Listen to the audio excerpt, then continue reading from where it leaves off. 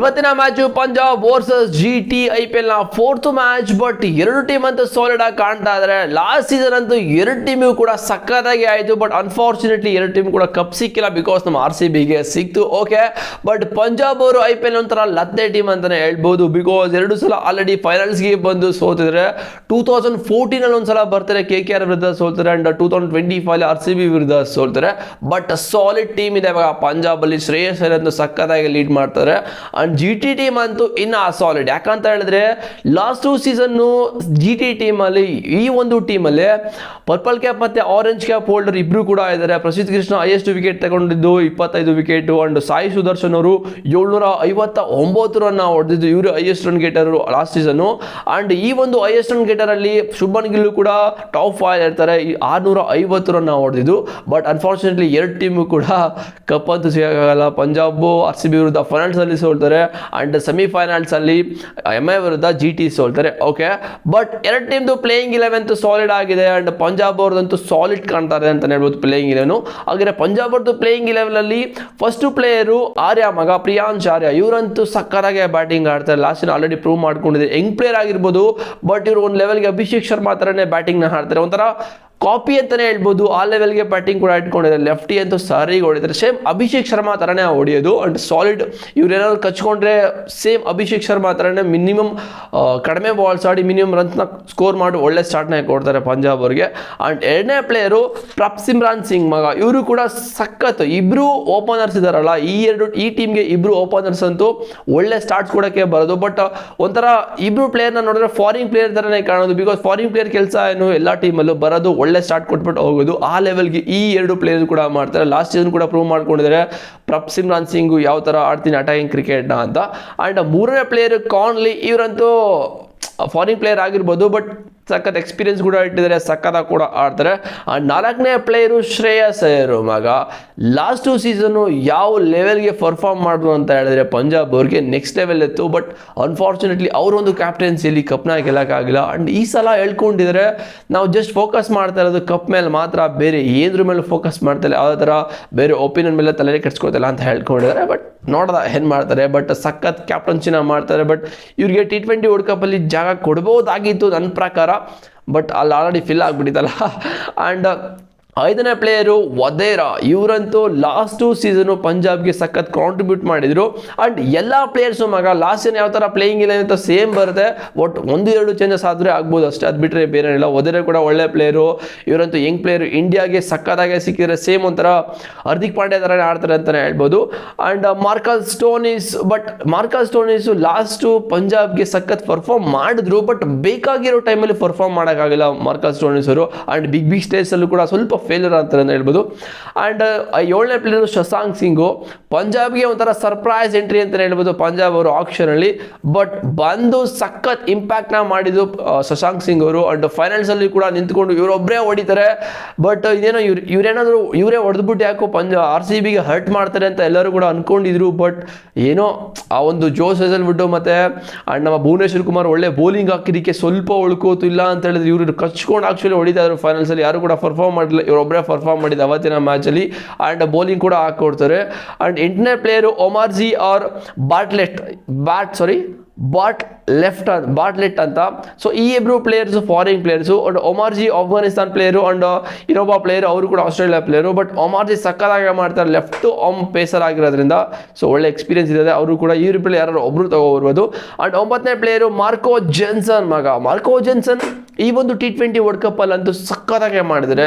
So ಅವರು ಬೌಲಿಂಗಲ್ಲ, ಇವಾಗ ಬ್ಯಾಟಿಂಗಲ್ಲೂ ಕೂಡ ಕಾಂಟ್ರಿಬ್ಯೂಟ್ ಮಾಡ್ತಾ ಇದ್ದಾರೆ ಎಲ್ಲ ಟೀಮ್ಗೂ. ಅಂಡ್ T20 ವರ್ಲ್ಡ್ ಕಪ್ಪಲ್ಲಿ ನಿಮಗೆ ಗೊತ್ತು ಯಾವ ಥರ ಮಾಡಿದ್ರು ಅಂತ.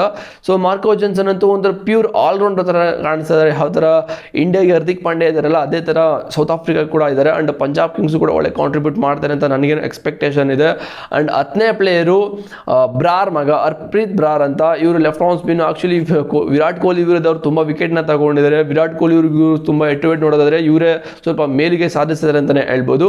ಆ್ಯಂಡ್ 11ನೇ ಪ್ಲೇಯರು ಹರ್ಷದೀಪ್ ಸಿಂಗ್. ಇವರಂತೂ T20 ವರ್ಲ್ಡ್ ಕಪ್ಪಲ್ಲಿ ಸಕ್ಕತ್ತಾಗಿ ಮಾಡೋದು, ತುಂಬ ವೈಡ್ಗಳನ್ನ ಹಾಕೋದು ಅಂತಲೇ ಹೇಳ್ಬೋದು.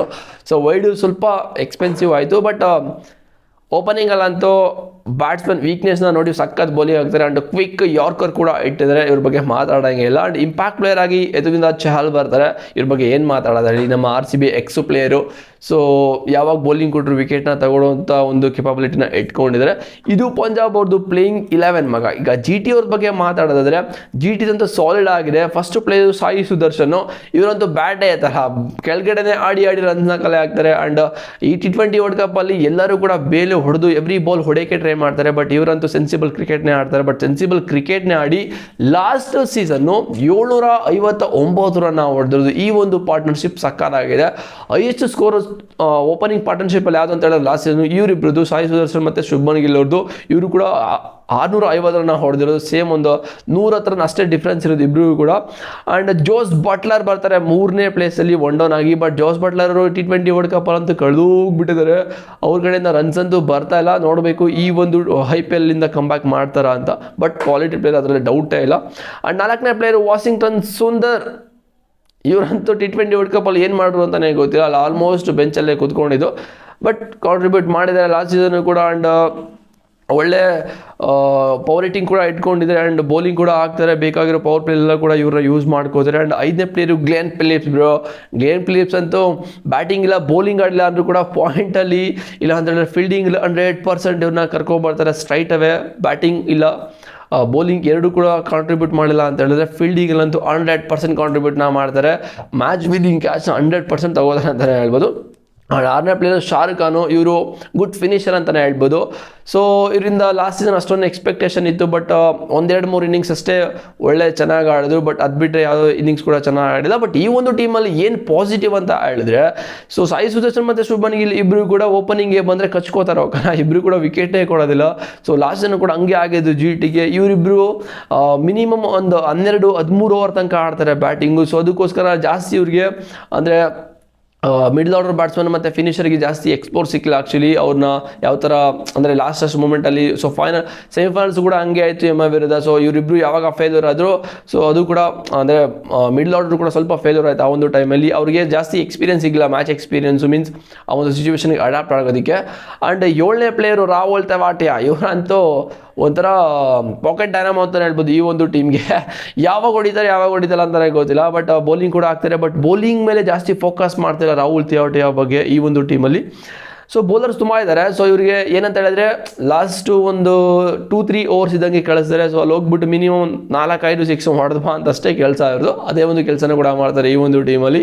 ಆ್ಯಂಡ್ 8ನೇ ಪ್ಲೇಯರು ರಶೀದ್ ಖಾನ್, ಸ್ಪಿನ್ ಮಾಂತ್ರಿಕ ಇವರಂತೂ. ಸೊ ಯಾವುದೇ ಫಾರ್ಮ್ಯಾಟ್ ಎಲ್ಲ ಅಕ್ರಾಸ್ ವರ್ಲ್ಡಲ್ಲಿ ಯಾವ್ಯಾವುದು T20 ನಡೆಯುತ್ತೆ ಎಲ್ಲ ಕಡೆ ಅಂತೂ ಆಡ್ತಾ ಇರ್ತಾರೆ. ಸೊ ಇವ್ರ ಬಗ್ಗೆ ಜಾಸ್ತಿ ಮಾತಾಡೋಂಗೆ ಇಲ್ಲ. ಆ್ಯಂಡ್ 9ನೇ ಪ್ಲೇಯರು ಜೋಸ್ ಹೇಜಲ್ವುಡ್ ಇಲ್ಲ ಅಂತ ಹೇಳಿದ್ರೆ ಜೇಸನ್ ಹೋಲ್ಡರ್ ಇಲ್ಲ ಅಂತ ಹೇಳಿದ್ರೆ ಕಝಿಗೋ ರಬಾಡ. ಸೊ ಇಬ್ಬರು ಕೂಡ ಫಾರಿನ್ ಪ್ಲೇಯರ್ ಆಗೋದ್ರಿಂದ ಸೊ ಇದರಲ್ಲಿ ಜೇಸನ್ ಹೋಲ್ಡರು ಪ್ಯೂರ್ ಆಲ್ರೌಂಡರ್ ಅಂತಲೇ ಹೇಳ್ಬೋದು. ಸೊ ಬ್ಯಾಟಿಂಗಲ್ಲೂ ಕಾಂಟ್ರಿಬ್ಯೂಟ್ ಮಾಡ್ತಾರೆ, ಬೌಲಿಂಗಲ್ಲೂ ಚೆನ್ನಾಗಿ ಆಡ್ತಾರೆ. ಆ್ಯಂಡ್ ಇಂಡಿಯಾ ಮೇಲೆ ಯಾವ ಲೆವೆಲ್ಗೆ ಹೊಡೆದು ಅಂತ ಗೊತ್ತು ನಿಮಗೆ. ಆ್ಯಂಡ್ ರಬಾಡ ಅಂತೂ ಬೌಲಿಂಗ್ ಮಗ, ಬ್ಯಾಟಿಂಗಲ್ಲೂ ಹೊಡಿತಾರೆ. ಬಟ್ ಅಷ್ಟೊಂದು ಎಕ್ಸ್ಪೆಕ್ಟೇಷನ್ ಇಟ್ಕೊಳ್ಳೋಕ್ಕಾಗಲ್ಲ ರಬಾಡ ಬಗ್ಗೆ ಬ್ಯಾಟಿಂಗಲ್ಲಿ. ಆ್ಯಂಡ್ ಹೋಲ್ಡರ್ ಅಂತೂ ಪ್ಯೂರ್ ಬ್ಯಾಟರ್ ಅಂತ ಹೇಳ್ಬೋದು, ಪ್ಯೂರ್ ಆಲ್ರೌಂಡರ್ ಅಂತ ಹೇಳ್ಬೋದು. ಬಟ್ ರಬಾಡ ಬೌಲಿಂಗ್ ಅಂತ ಸಕ್ಕರ ಆಗ್ತಾರೆ. ಆ್ಯಂಡ್ 10ನೇ player Sai Kishore, left arm spinner ಇವರು. ಸೊ ಈ ಒಂದು ಟೀಮ್ಗೆ ಒಬ್ಬರೇ ಲೆಫ್ಟ್ ಆರ್ಮ್ ಸ್ಪಿನ್ನರ್ ಅದು ಆ್ಯಕ್ಚುಲಿ ಸಖತ್ ಬೌಲರು. ಆ್ಯಂಡ್ ತಮಿಳ್ನಾಡು ಪ್ಲೇಯರ್ ಅಂತಲೇ ಹೇಳ್ಬೋದು. ಸೊ ಇವರು ಕ್ರೂಷಿಯಲ್ ಆಗ್ತಾರೆ ಈ ಒಂದು ಟೀಮ್ಗೆ. ಆ್ಯಂಡ್ 9ನೇ ಪ್ಲೇಯರ್ ನಮ್ಮ ಮಿಯಾಬಾಯಿ ಮೊಹಮ್ಮದ್ ಸಿರಾಜ್ ಬ್ರೋ. ಮೊಹಮ್ಮದ್ ಸಿರಾಜ್ ಒಂದು T20 ವರ್ಲ್ಡ್ ಕಪ್ಪಲ್ಲಿ ಬೂಮ್ರಾ ಇಲ್ಲದೇ ಇರೋವಾಗ ಬಂದು ಪರ್ಫಾರ್ಮ್ ಮಾಡಿದ್ರು. ಬಟ್ ಅನ್ಫಾರ್ಚುನೇಟ್ಲಿ ಅವರಿಗೆ ಬೂಮ್ರಾ ಬಂದ ತಕ್ಷಣ ಅವ್ರಿಗೆ ಜಾಗನೇ ಸಿಗಲಿಲ್ಲ ಯಾವ ಮ್ಯಾಚಲ್ಲೂ ಕೂಡ. ಒಂದು ಮ್ಯಾಚ್ ಫಸ್ಟ್ ಆಡಿದ ಮ್ಯಾಚಲ್ಲೇ ಅವ್ರು 3 ವಿಕೆಟ್ನ ತಗೋತಾರೆ. ಬಟ್ ಅದಾದಮೇಲೆ ಕಾಣಿಸ್ಕೊಳ್ಳೋದಲ್ಲ. ಏನಕ್ಕೆ ಅಂತ ಹೇಳಿದ್ರೆ ಬೂಮ್ರಾ ಬಂದಮೇಲೆ ಇವರಿಗೆ ಅಲ್ಲಿ ಚಾನ್ಸೇ ಕೊಡೋಕ್ಕಾಗಲ್ಲ, ಅದಕ್ಕೋಸ್ಕರ ಕೂರಿಸಿದ್ರು. ಬಟ್ T20 ಅಂತ ಹೇಳಿದ್ರೆ ಸ್ವಲ್ಪ ಎಕ್ಸ್ಪೆನ್ಸಿವ್ ಆಗ್ತಾರೆ ಆಬ್ವಿಯಸ್ಲಿ, ಅದ್ರ ಎಲ್ರಿಗೂ ಗೊತ್ತಿರೋದೆ. ಬಟ್ ಅದು ಬಿಟ್ಟರೆ ಇನ್ನು ಯಾವುದಾರ ನೆಗೆಟಿವ್ ಅಂತ ಇವ್ರ ಕಡೆಗೆ ಕಾಣಲ್ಲ. ಆ್ಯಂಡ್ 12ನೇ ಪ್ಲೇಯರು ಪ್ರಸಿದ್ಧ ಕೃಷ್ಣ ಮಗ. ಲಾಸ್ಟ್ ಸೀಸನ್ನು ಪ್ರಸಿದ್ಧ ಕೃಷ್ಣರು ಪರ್ಪಲ್ ಕ್ಯಾಪ್ ಹೋಲ್ಡರ್ ಆಗಿದ್ರು. ಸೊ 25 ವಿಕೆಟ್ಗಳನ್ನ ತಗೊಂಡಿದ್ರು. ನೋಡೋಣ ಈ ಒಂದು ಟೀಮಲ್ಲೇ ಕೂಡ ಪರ್ಪಲ್ ಕ್ಯಾಪ್ ಮತ್ತು ಆರೆಂಜ್ ಕ್ಯಾಪ್ ಹೋಲ್ಡರ್ ಇದ್ದರು. ಸೊ ಇದು ಎರಡು ಟೀಮ್ದು ಬ್ಯಾಲೆನ್ಸಿಂಗ್ ಪ್ಲೇಯಿಂಗ್ 11. ಆ್ಯಂಡ್ ಪಿಚ್ ಬಗ್ಗೆ ಮಾತಾಡೋದಾದ್ರೆ ಈ ಒಂದು ಮ್ಯಾಚಲ್ಲಿ ಚಂಡೀಗಢಲ್ಲಿ ಈ ಒಂದು ಸ್ಟೇಡಿಯಮಲ್ಲಿ ನಡೀತಾ ಇರೋದು. ಆ್ಯಂಡ್ ಆವ್ರೇಜ್ ಸ್ಕೋರ್ ಈ ಒಂದು ಸ್ಟೇಡಿಯಮಲ್ಲಿರೋದು 170. ಆ್ಯಂಡ್ ಬ್ಯಾಟಿಂಗ್ಗೆ ಒಳ್ಳೆ ಪಿಚ್ ಅಂತಲೇ ಹೇಳ್ಬೋದು. ಆ್ಯಂಡ್ ಬೌಲಿಂಗ್ ಕೂಡ ನ್ಯೂಟ್ರಲ್ ಆಗಿದೆ. ಸೊ ಎರಡು ಬ್ಯಾಲೆನ್ಸಿಂಗ್ ಅಂತಲೇ ಹೇಳ್ಬೋದು ಈ ಒಂದು ಪಿಚ್ಚಲ್ಲಿ, ಬ್ಯಾಟಿಂಗ್ ಮತ್ತು ಬೌಲಿಂಗ್ಗೆ. ಆ್ಯಂಡ್ ಲಾಸ್ಟ್ 5 IPL ಮ್ಯಾಚಸ್ಗಳಲ್ಲಿ 35 ವಿಕೆಟ್ನ ಸ್ಪಿನ್ನರ್ಸ್ ತಗೊಂಡಿದ್ದಾರೆ, 26 ವಿಕೆಟ್ನ ಪೇಸರ್ಸ್ ತೊಗೊಂಡಿದ್ದಾರೆ. And slight defence bias on first ಬ್ಯಾಟಿಂಗಲ್ಲಿ ನೋಡ್ತಾ ಇರ್ಬೋದು 7 ವಿನ್ ಆಗಿದೆ. ಆ್ಯಂಡ್ ಸೆಕೆಂಡ್ ಬ್ಯಾಟಿಂಗಲ್ಲಿ 5 ಮ್ಯಾಚಸ್ ವಿನ್ ಆಗಿದೆ. ಆ್ಯಂಡ್ ಎಕ್ಸ್ಪೆಕ್ಟೆಡ್ ಸ್ಕೋರ್ 180 ಮಗ ಇಷ್ಟೇ. ಬಟ್ ಈ ಒಂದು IPL ಅಂತ ಹೇಳಿದ್ರೆ 250 ರನ್ಸು ಕೂಡ ಟಾರ್ಗೆಟು ಸೇಫ್ ಇಲ್ಲ ಅಂತಲೇ ಹೇಳ್ಬೋದು. ಬಿಕಾಸ್ ಯಾವ ಥರ ಈ ಒಂದು 3 ಮ್ಯಾಚು ಆಯಿತು ಅಂತ ನಿಮಗೆ ಗೊತ್ತು. ಎಂಥ ರನ್ ನೋಡಿದ್ರು ಇವಾಗ ಚೇಸ್ ಮಾಡ್ತಾ ಇದ್ದಾರೆ. ಆ್ಯಂಡ್ ನೆನ್ನೆ ಮ್ಯಾಚ್ ಅಂತೂ ಈಸಿ ಚೇಸ್ ಬಿಡಿ CSK ವಿರುದ್ಧ RRಗೆ. ಸೊ ಸೂರ್ಯವಂಶಿ ಅಂತೂ ಬಡದು ಬಾಯಿಗೆ ಹಾಕೊಂಡು CSK ಬೌಲರ್ಸ್ಗಳನ್ನ. ಇದು ಆ್ಯಕ್ಚುಲಿ ಕಂಪ್ಲೀಟ್ ಏನು ಪ್ಲೇಯಿಂಗ್ ಇಲೆವೆನ್ ಮತ್ತು ಪಿಚ್ ರಿಪೋರ್ಟು. ಸೊ ನನ್ನ ಪ್ರಕಾರ ಇವತ್ತಿನ ಮ್ಯಾಚಲ್ಲಿ ನೆನ್ನೆ ಕೂಡ RR ಅಂತ ಹೇಳಿದೆ, ಮೊನ್ನೆ MI ಅಂತ ಹೇಳಿದೆ, ಅದೇ ಕೂಡ ಗೆಲ್ತು. ಆ್ಯಂಡ್ ಇವತ್ತಿನ ಮ್ಯಾಚು ನನ್ನ ಪ್ರಕಾರ ಪಂಜಾಬ್ ಗೆಲ್ತಾರೆ ಅಂತ ಅನ್ನಿಸ್ತಾ ಇದೆ ಮಗ. ಪಂಜಾಬೇ ಪಕ್ಕ 100% ನನ್ನ ಪ್ರಕಾರ ಅನ್ನಿಸ್ತಾ ಇದೆ. ನೋಡೋದು ಏನಾಗುತ್ತೆ ಅಂತ. ಸೊ ನಿಮ್ಮ ಪ್ರಕಾರ ಇವತ್ತಿನ ಮ್ಯಾಚಲ್ಲಿ ಯಾರು ಗೆಲ್ಬೋದು ಅಂತ ಕಾಮೆಂಟ್ ಮಾಡಿ. ನನ್ನ ಪ್ರಕಾರ ಪಂಜಾಬ್. ಆ್ಯಂಡ್ ಚಾನಲ್ಗೆ ಸಬ್ಸ್ಕ್ರೈಬ್ ಮಾಡಿದ್ರೆ ಮಾಡ್ಕೊಳ್ಳಿ. ಡಿಸ್ಕ್ರಿಪ್ಷನಲ್ಲಿ ಲಿಂಕ್ ಇದೆ. ಮೋರ್ ಅಪ್ಡೇಟ್ ಬೇಕು ಅಂತ ಹೇಳಿದ್ರೆ ಅಲ್ಲೂ ಕೂಡ ಪ್ರಿಡಿಕ್ಷನ್ ನಿಮ್ಗೆ ಸಿಗುತ್ತೆ. ಹೋಗಿ ಜಾಯ್ನ್ ಆಗಿ ಟೆಲಿಗ್ರಾಮ್ಗೆ. ಆ್ಯಂಡ್ ಫೇಸ್ಬುಕ್ಕಲ್ಲಿ ಯಾರೆಲ್ಲ ಫಾಲೋ ಮಾಡ್ತಿದ್ರೆ ಫಾಲೋ ಮಾಡ್ಕೊಳ್ಳಿ. ಗಾಯ್ಸ್, ಸಿಗ್ತೀನಿ ನೆಕ್ಸ್ಟ್ ವಿಡಿಯೋದಲ್ಲಿ. See you.